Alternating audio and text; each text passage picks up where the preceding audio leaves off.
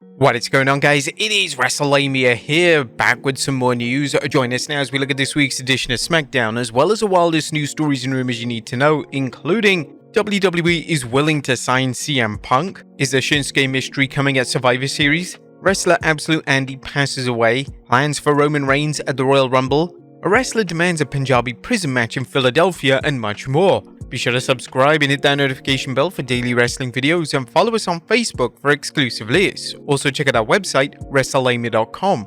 As always, we won't recap the matches, but just look at the good, the bad, and the downright ugly. As always, we start off with the good as number 1, a solid tag team title match.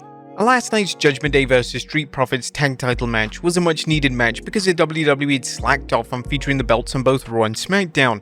It wouldn't be so bad having one tag title for both Raw and Smackdown if the belts were featured more often on the blue brand. It's certainly not wanting for tag teams, no matter how hard Triple H tries to break them up, and last night's heel versus heel bout was strong from start to very finish. Number 2, Dragon Lee steps up. How low can Santos Escobar go?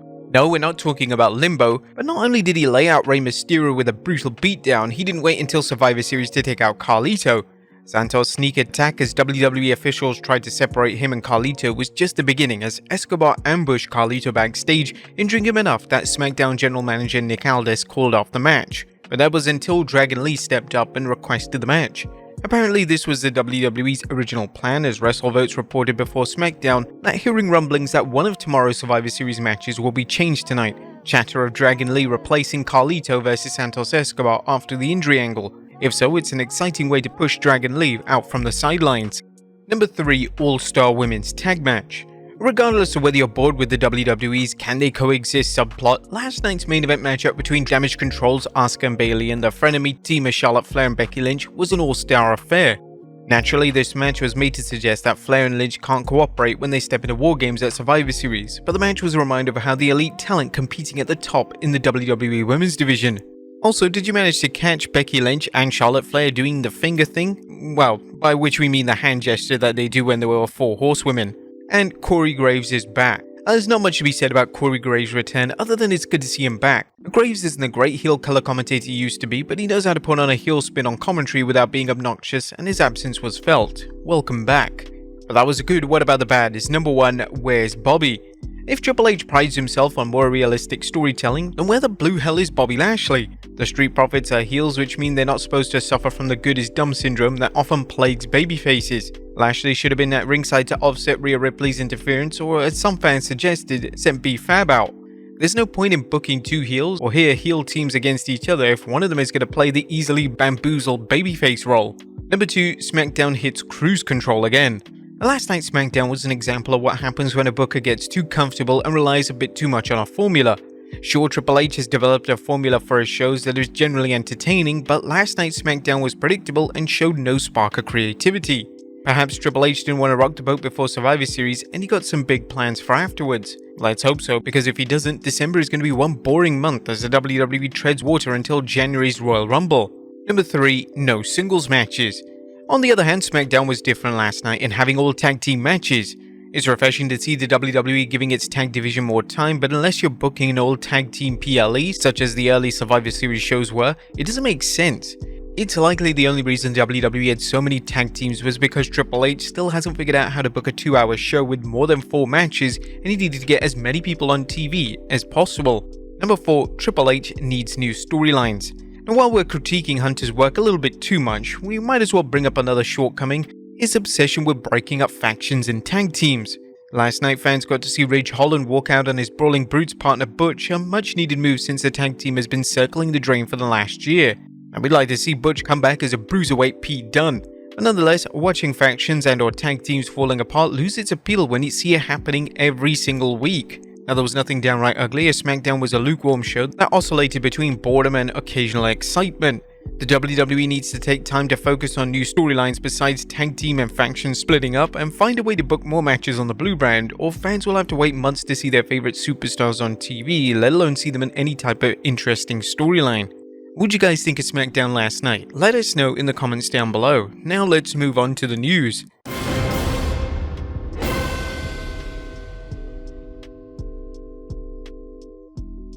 Our first story looks at WWE willing to sign CM Punk. Atop of today's news is, yep, you guessed it, the latest speculation on whether CM Punk will return to WWE at Survivor Series. ESPN recently posted a lengthy article profiling this year's Survivor Series and ended up with this tidbit should have fanned the flames of Punk's rumored return. Many wrestling news publications have reported anonymous denials from within WWE regarding any interest in bringing Punk back, especially after the extreme messiness of his breakup with AEW. But we would be remiss if we didn't at least nod at the possibility of such an unexpected reunion and the epic moment it would create. Now still, there are many reports on CM Punk's return at Survivor Series. Meltzer even said, "We've seen no evidence that this is happening, CM Punk returning this weekend, and those close to the situation have denied it, but it's possible it's a well-kept secret." However, Meltzer also said WWE is willing to sign CM Punk if the fans want it.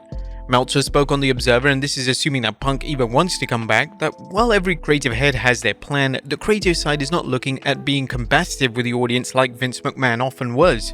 There were so many CM Punk chants last night after Smackdown went off the air, and Seth didn't even know how to react to it. Check out this video by WrestlingNews.co.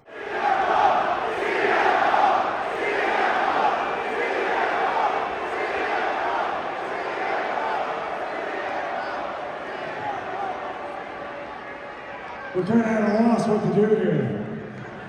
We're at an impasse.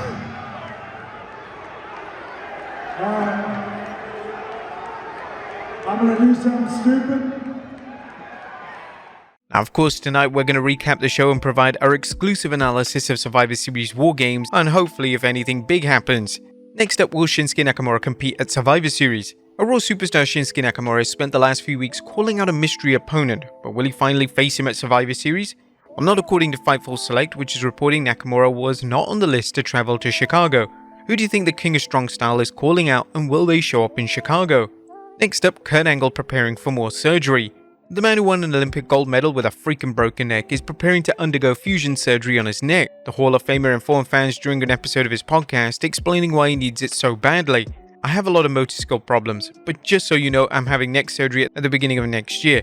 They're going to put an artificial disc replacement and it's going to help these right here, his hands.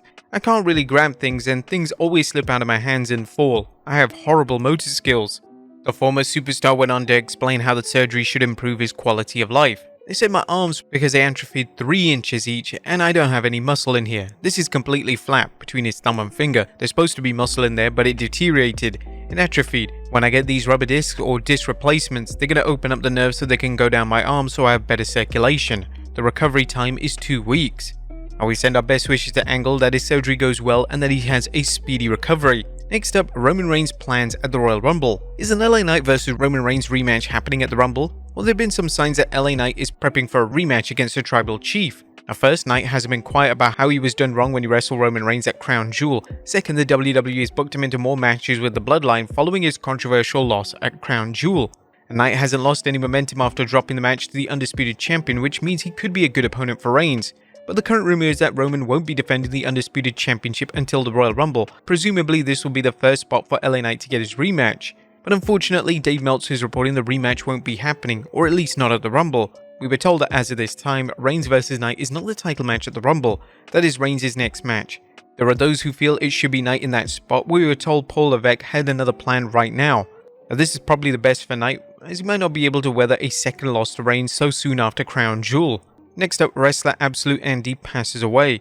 Now, sad news to report as the German wrestling promotion WXW recently released information that 40-year-old Absolute Andy, aka Andreas Ullmann, one of its top stars, has passed away. Here's an excerpt from what the promotion posted on X. "We say goodbye to one of the most deserving wrestlers in WXW history. Without a doubt, Absolute Andy is one of the best known and most popular wrestlers in German-speaking countries.